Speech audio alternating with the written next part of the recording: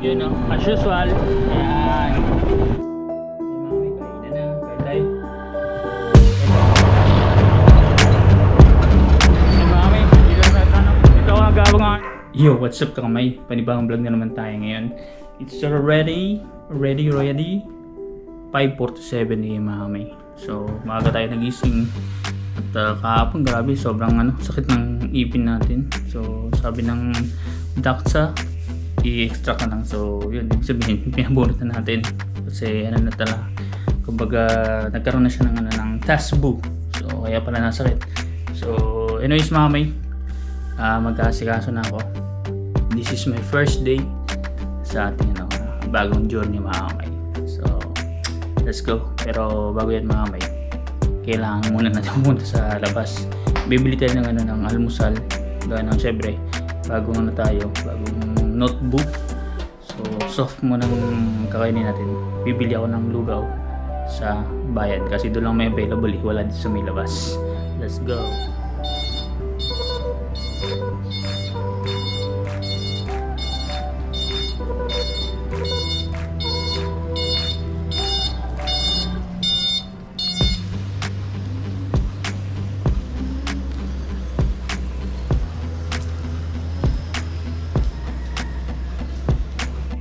Mga kamay, dito na tayo kay Nami sa e-bike natin.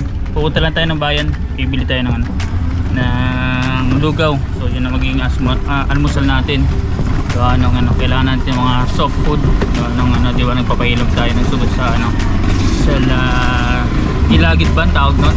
So magsi 6 o'clock na mga kamay. Usual na dadaanan natin syempre yung maliit na daan dito palabas ng ating main road o highway. So yan, kailangan natin mabilisan na kilos, gawa ng mabilis din ng oras, at kailangan natin magkasikaso, gawa ng kailangan pa natin mag-travel. Pero hindi ko gagamitin si Nami, gawa ng medyo may kalayuan yan at hindi pa natin tansyado yung battery life dito kung hanggang saan ito, hanggang saan yung yung kaya niya takbuhin. Gawa nung lang Magdalena lang, Laguna ang naitakbo nito nasa lang yun, 10 kilometers back and forth, more than 10 kilometers back and forth, 20 plus. So ibig sabihin kaya naman yung pupuntahan natin, kasi lang para to be safe lang magana na tayo, mag-commute. So yan, at naitanong na rin natin sa taong mapagtatanungan na legit kung nasaan ba yung pupuntahan natin mamaya. Mapapanood nyo dito sa vlog yung natin, bagong journey. So yan, let's go mamay dun sa bilihan ng lugaw. Alright, siguro dito lang mamay sa may tingnan natin kung meron dito may malapit sa bayan. As usual, ayan, Kapitolyo ng Laguna, ang Provincial Government Office of Laguna. At dito tayo sa matraffic na lugar. So kasi may school nga, sabi ko nga sa inyo, nagpo-pile up dito yung traffic kasi marami dyan sa Guevara. Yan ang sikat na ayan, laging dinudumog yan yung Parisan. So yun, tayo dediretso lang. Stop muna tayo kasi may liliko. Yan ang Guevara. So dyan na nag-aaral siya team yan. Tapos sino yun, vlogger, si Chairman ba yan? Ako si Chairman, nag-aaral din dyan. So dahil natin mamay yung mga sasakyan tumawid sa Guevara. So marami pumapasok. Laki yan mga kamay, dami dyan dito. Hindi pa tayo nakapasok dyan pero sobrang dami talaga nakikita natin. Si Kuya, shout out kay Kuya. Yan, alam nyo mga kamay, customer ko yun sa Paris dati. Nung bukas ko napunta yun from time to time. So yung ibang mga traffic enforcer dito sa Laguna, nakakain dun. So nakakailang beses din na pabalik-balik na dine-in tsaka take out. Alright, lamig mga kamay, yan lamig. Malamig pala sa umaga pag once na hindi tumitingin. Nasa ano, papasok sila emergency sa main highway. Hindi na tutuloy. Kala nila walang sasakyan. Alright. Dito na tayo sa bayan. Yan, dito tayo bibili kay Kuya Bongski.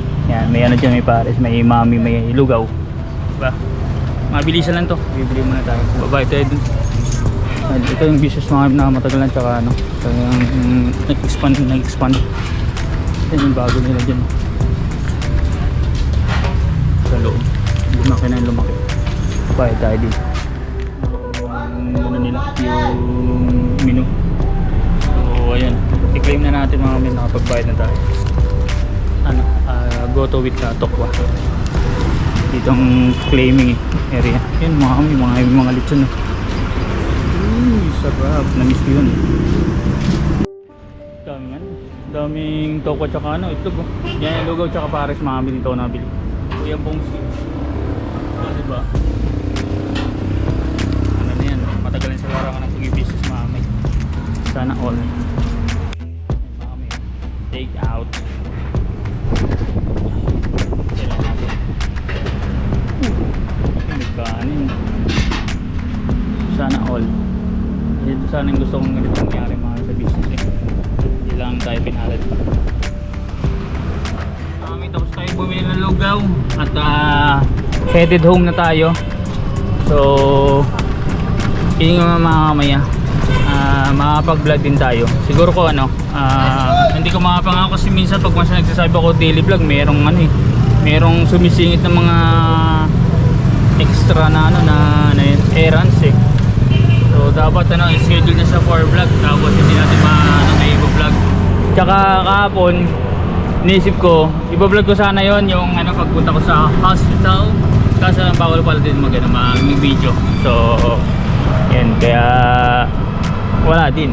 Hindi tayo makapag-vlog. Nung natapos ako punutan, yun, nakatulog ako gawa nung hindi ako pinatulog mamay, sabi ko sa inyo, sa sobrang sakit. Kumbaga tulog manok. Mas matindi pa nga sana tulog ng manok hindi talaga halos. Pero inyo,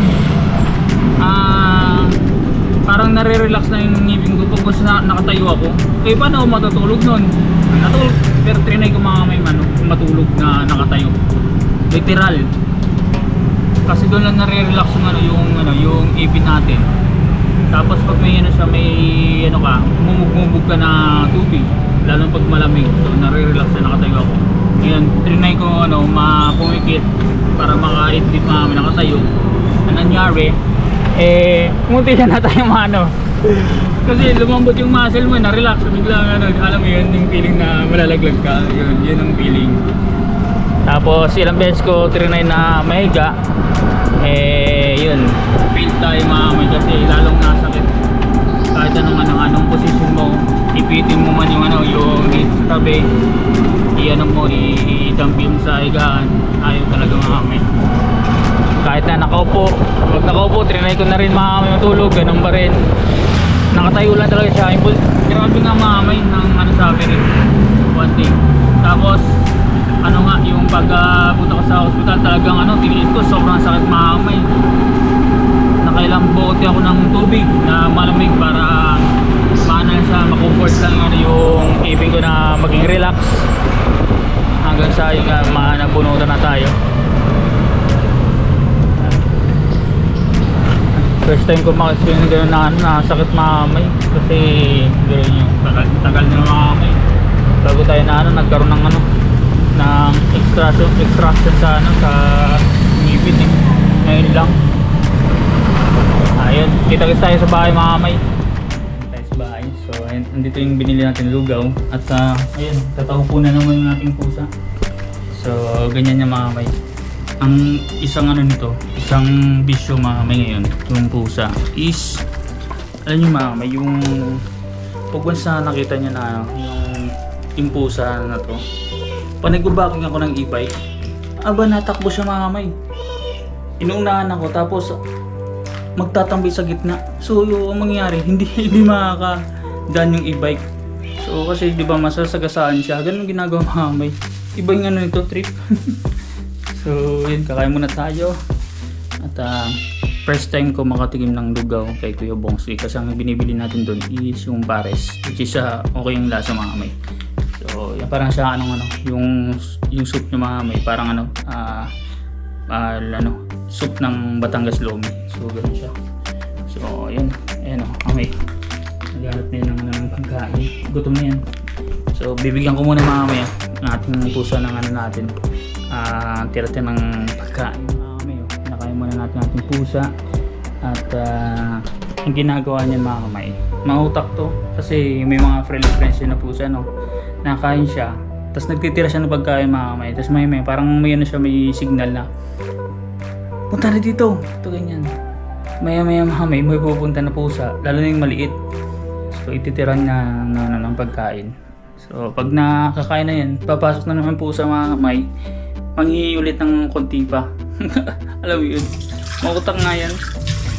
So kumbaga na-trace na ng mga pusa mga kamay na meron ditong pagkain, lalo yung mga yung pag once na sinerban mo siya ng marami kasama kanin, simot yun mga kamay, makikita mo na pag sinilip mo siya meron pang tira, maya lang pag once sinilip mo wala nang tira, gawa nung tinira ng ibang pusa, tinawag niya na.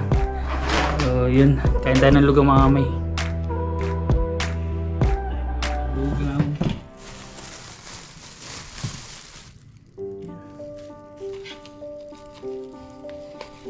Init.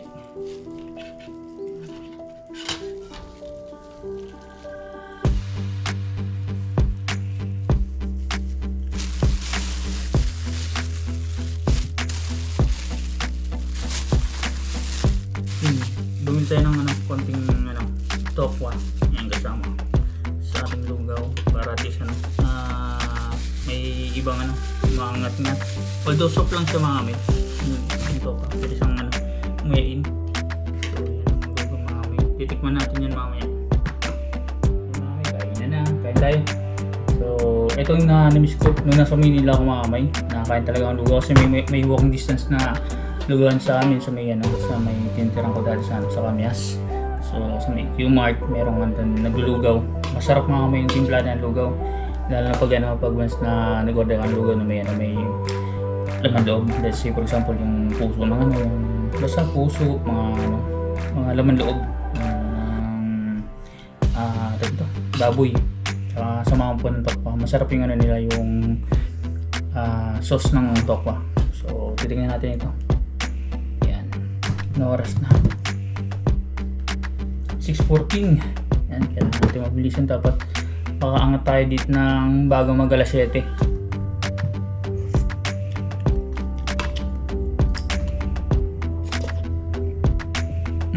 Mga kamay, kain tayo sa mga viewers natin dyan na sa atin. So lalo sa mga nasa ibang bansa, mga FW. So bihira nyo lang ito matitikman, unless otherwise magluto kayo dyan sa inyo, di ba? So yan.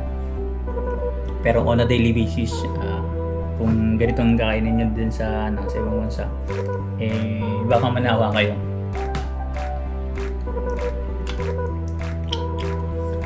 Masarap siya mga kamay, very savory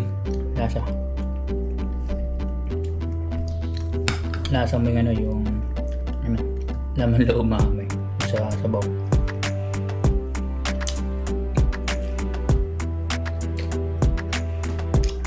Yung tokwa naman kasi yung sauce ayos lang.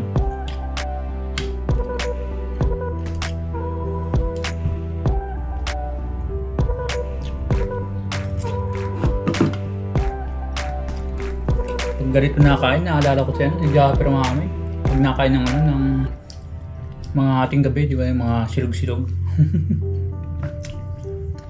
Shoutout kayo kay Ate Gracie, kay Kadok's Corner. So isa yun sa binibilan ni Bay Japper doon na silugan. So naka-experience na tayo itong kumain mga kamay kay Ate Gracie. Masarap mga kamay yung mga silog bills niya. Tapos yung burger,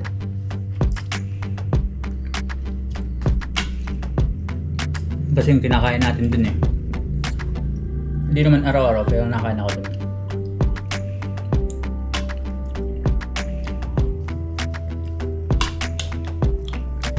Ngayon pa lang nakain. Nakakain na pala ako doon. Kasi hindi man tayo nag-araw-araw. At the same time, yan kay shoutout kay kay AJ Sugitan. Brother, yan. Basta usapang pagkain. So, silip-silip ko sa sa FB ni AJ kasi nagpo-push ng mga ulam. Mga siguro pang 1 week. Sarap mga kamay. Nakakatakamba. Nakakapanglaway. Nung nakaraan mga kamay, may pinahulaan siya na parang isang menu. Kung magkano nagastos niya tapos yung may price. So isa ako dumamay. Ang layo ng natin yung presyohan. So kasi syempre yung hipon pa lang nga pala medyo mahal. Umabot siya ng doble dun sa presyo natin sinabi.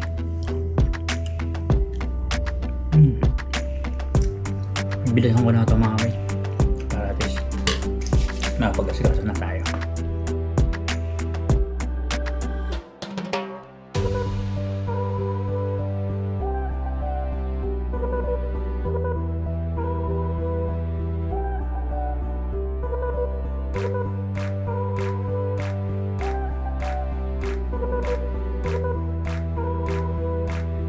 Tapos tayo maligo.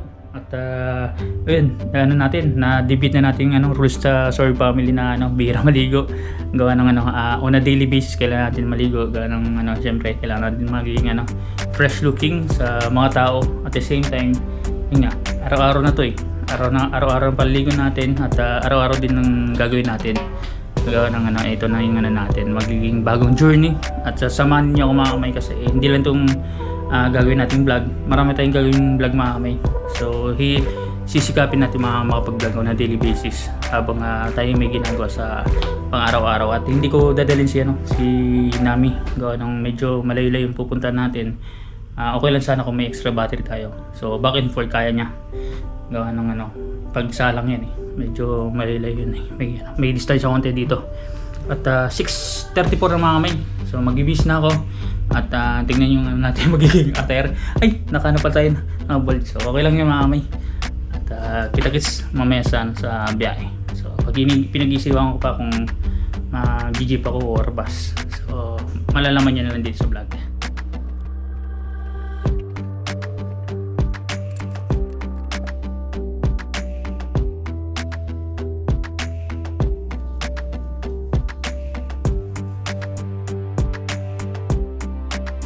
So yun mga kamay, sa sapatos na tayo. At tingnan nyo naman yung suit natin. Naka back post locks tayo. Tapos black shoes. Ay, iba. Ano ibig sabihin nito mga kamay? Back to empleyado tayo mga kamay. So itong natin susuotin today. Kasi ito yung namin pero siya, hindi siya company provided. Binili ko lang muna. So nagpo-provide lang sila pag regular ka na. So diba? Okay. Ang color coding niya is pula tsaka puti. So meron akong puti dyan, hindi nakasampay. Na-plancha ko na rin mga kamay. So yan po mga kamay natin. Attire natin ngayon. At siguro ito yung opportunity na binigay sa akin ni Lord. Kahit hindi man siya kalaki ng natin, magiging compensation package. Ito kasing sa sobrang dami ng opportunity na dumaan. Ito yung talaga sobrang nag-open mga kamay. So ito talagang binigay sa atin. So kailangan natin tanggapin kasi it's a blessing mga kamay. So antayin na natin pa pang blessings mga kamay, opportunity sa atin na parating. So let's go mga kamay kasi mag-7 na. At biyahe na tayo. Alright, diba? Pag-prepare na tayo. Ang tagal ko nung hindi nag-pulo-pulo sa slacks mga kamay. Siguro kasi sa Saudi hindi naman nagaganito bihira. So puro tayo t-shirt, casual lang jeans. Yan, at hindi tayo nagbabalat. Let's go mga kamay, samahan niyo ako at i-introduce ko kayo sa aking bagong pagtatrabahoan. Isang tricycle. Doon tayo pupunta sa, sa sakay ng jeep para doon tayo sumakay pupunta sa lugar na pupunta natin. 7 na. Bilis na ng oras na, 7:03 na. Kailangan natin bilisan mga may anong at least dumating dapat tayo doon ng on time. Doon nang kumamay, hindi talaga ako fanatic ng ng late. Pag tayo kumilos mga may, kaso lang hindi natin hawak ng yung pagka-drive. So ang natin, sasakyan natin is public vehicle So siyempre magkukuha yan ng mga pasahero. Kailangan natin magbigay ng ng mabang oras para at pagdating sa pupunta mo sa trabaho mga may, hindi ka malilate. Walang dahilan kasi pag nagdahilan ka ng ganun sa dahilan, kailangan mo umalis sa bahay ng mas maaga mag-adjust. Kaya kung namamay first day, kailangan natin mag-adjust. Tingnan natin mamay, nalita ko sa pupunta natin, so kailangan mag-adjust sa mamay. So siguro ko yung yung oras naman na dito mamay, mga 7 plus mamay, sakto na yun sa natin. Makakaroon tayo ng before sa time. So ayan, kita sa mamay sa jeep muna tayo bago natin testingin yung yung bus. Dito ako nag-aabang sa kanto kasi dito dadaan lahat ng jeep papunta ang palabas ng main road. Ayan. Di ba? Dito tayo mag-aabang. Sigurado huli natin yung mga jeep lahat. Kasi dito ako laging araw-araw pupunta dun sa pwesto natin sa Parisan Patikin na Timtim. So pag lang tayo ng jeep dito. Ang sasakyan natin jeep San Pablo kasi para isang sakay. Tingnan natin yung magiging time ng biyahe para makapag-adjust tayo. Ganong oras na.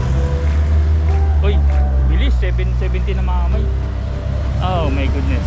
So meron lang tayong kasi sabi sa Google nasa 40 minutes ang yung traffic time. So meron pa tayong oras mamay. Siyempre inantabayan natin yung mga pagtigil-tigil pa para kumako ng pasahero. Tayo natin mamay, malinis ko yung daan. Waiting tayo sa jeep mamay. Alright,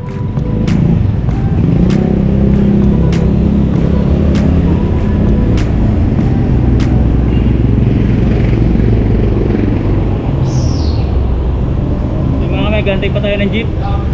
Jeep pila So San Pablo ang sasakyan natin mga kamay. San Pablo dapat para dito na diretso na, sakay na lang. Nasa bayan kasi yung kumpanya na pagtatrabaho ko. Malalaman niyo po mga kamay in a while. Yan, baka may may jeep na parating. Kalamba hindi yan kasi dire-diretso yan, malayo yan. Dito lang tayo sa medyo halfway. Hopefully yan ang mga kamay yung San Pablo para makasakay na tayo at konti lang yata ang pasahero mga kamay. Nagdadagsa na yung mga jeep mga kamay. Yan ang sasakyan natin, jeep San Pablo. Kasi lang yung pabalik palabas mga kamay kasi pa loob yan, ipupunta ng terminal. Pila pa rin. Asan kaya yung jeep San Pablo? Pila yan mga kamay, tinahan yan, kinadadinig. So gala natin ang San Pablo lang. Naitawag ko na sa sa superior mga kamay para ma-verify natin na dun nga yun kasi nag-iisa lang yung napesto dun Ay, yan na siguro mga may upuli yan San Pablo. Masaya na tayo. Kalumpang hindi yan, malayo mga may sa kabila yan. Jeep San Pablo ang kailangan natin. Alright, abang-abang na tayo mga may. Nakita ko na, ito na yung sasakyan natin, Jeep San Pablo. Kaya mga may San Pablo. Tatanungin natin sa sa driver ko nga nadadaan sa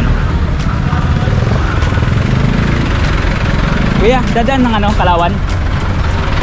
Alright, ito na yun. Sabay na tayo. Yeah. Alright. Saan sakay lang mga kamay? Andiyan na tayo mga kamay. Yan mga kamay, 45 yung yung pamasahe. Napapuntang Kalawan bayan. Tayo maasin mga kamay. Medyo may distance sa mga 3 towns. Pag binilang nyo simula Santa Cruz.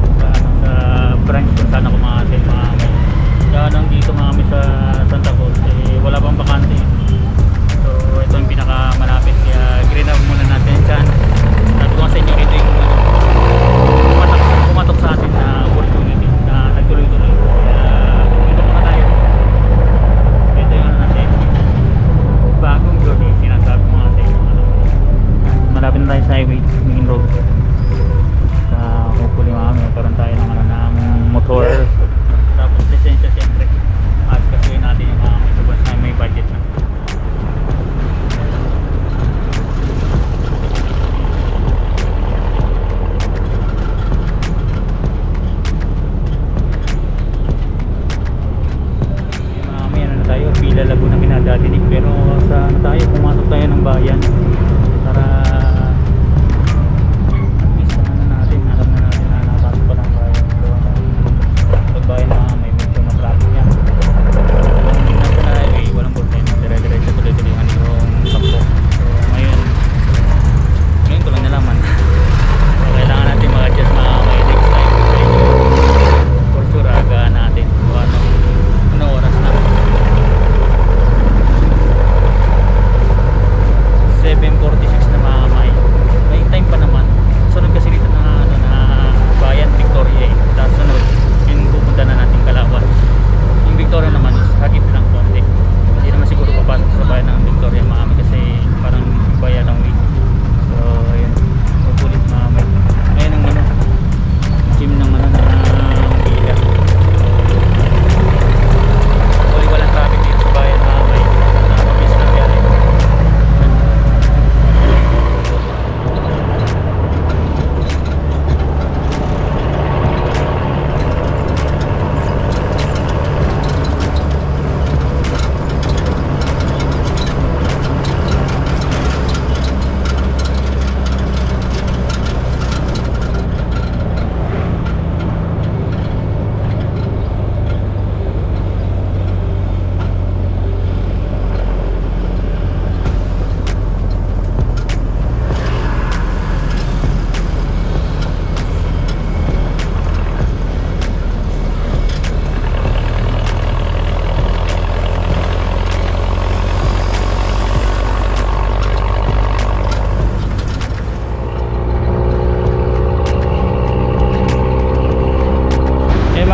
Dito na tayo sa bayan ng Kalawan.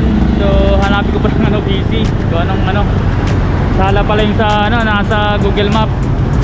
So yun, lahat na tayo mga kamay, tatanong tayo kung nasa yung calculation.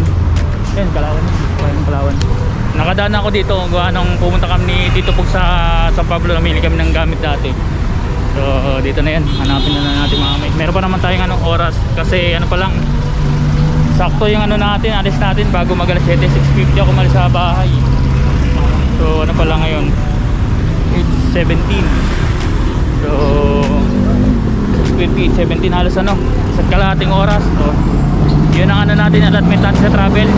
Pero mag-aalat tayo ng 2 hours kasi syempre yung traffic kailangan natin ang tabayanan yan. At hanapin lang natin dito. So tatanong lang natin may nasan yung PC, kinakain yung yung slacks ko yan lalakad tayo. Tagal na natin hindi nakapag hindi nakapag opisina, mga 2 years. Talon na tayo mga kamay. Yung landmark kasi sabi ng nung superior ko, police station. Yun ang sinabi ko dun, tinanong ko dun sa kay kuya. Dito na yung mga kamay.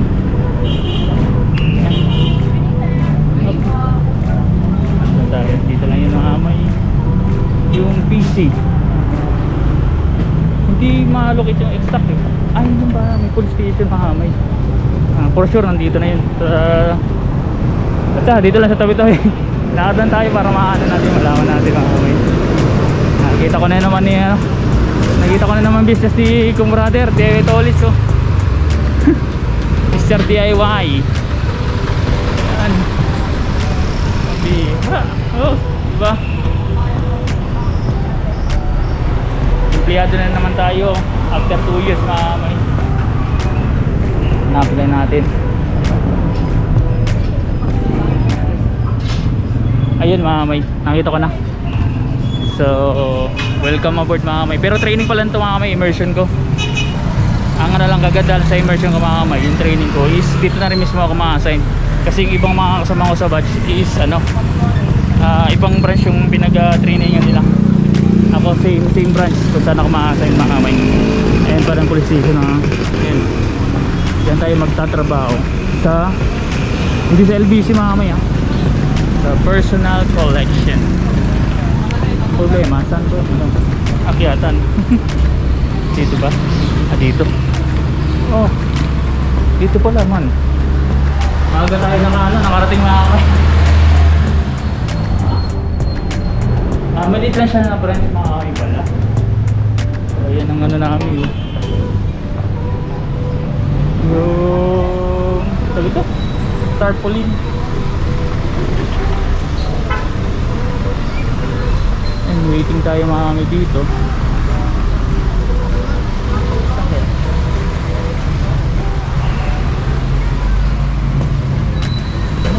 Ito ba yung personal collection? Kailan natin mga kamay? Nasaan? Ewan ba yung sa taas? Silipin ko lang kung meron tayo sa taas mga kamay. Alright. Boss, nasa pa yung personal collection? Sarado po. Ay, alin po rin? Dito po. Okay, sige po. Yan, dito pala. Maaga pala tayo. Maaga pala tayo.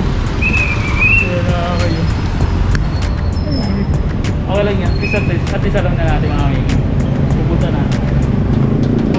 Ayan. Dito na tayo. Mapipirmis. For the meantime mga kamay, kasi siyempre nagagano pa tayo, nagagrab pa tayo ng ibang opportunity na mas maganda, mga parating mga kamay.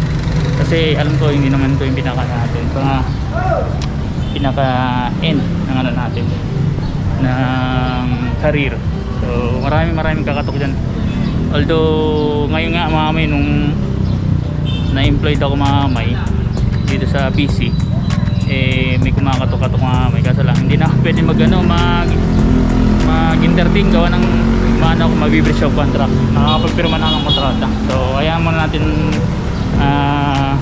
tumuloy yung months mga kamay, siguro mga 3 months, o kung maganda yung pasada natin dito, itutuloy natin mga kamay. Pag hindi, for sure mga kamay, cater natin yung mga bagong opportunity na kakatok sa atin. So, tapos magsa-side hustle pa tayo mga kamay, kasi sabi ko nga sa inyo nagbanggit ako sa live stream mga kamay na hindi siya makakatulong siya sa pamumuhay natin, pero hindi mako-cover lahat. So hanap pa tayo ng side hustle aside sa vlog, at aside sa vlog mga kamay. Tapos ito, kailangan pa tayo mag-side hustle para makompensate natin lahat ng expenses natin sa buhay mga bossing. O yun yung mga kamay. Alright, antay ko lang yung magtuturo sa akin mga kamay. Nabagit na sa akin ng boss ko mga kamay kung sino, pero hindi ko pa siya nami-meet personally. So yan mga kamay, welcome sa ating magiging journey sa personal collection. And sa mga gusto umorder mga kamay ng mga products, yan, check nyo sa online. At the same time, hindi kasi pwede mag-order dito mga kamay, kasi kung saan ang nearest branch, doon ninyo kunin yung items. So hindi pwedeng kukunin dito, sa ipapadeliver na sa ibang sa ibang branch, kasi maraming branches ang PC mga kamay. So isa doon yung mga produkto na na gusto ko, yung spray yung insect killer, yung Target, tsaka yung Tough, yung toilet bowl cleanser o cleaning materials mga kamay sa toilet. The best yan mga kamay, Tough, TUFF. Maganda po yan mga kamay, kaya try nyo. Tapos yung Target, maganda yun mga kamay na produkto, talagang solid mga kamay quality.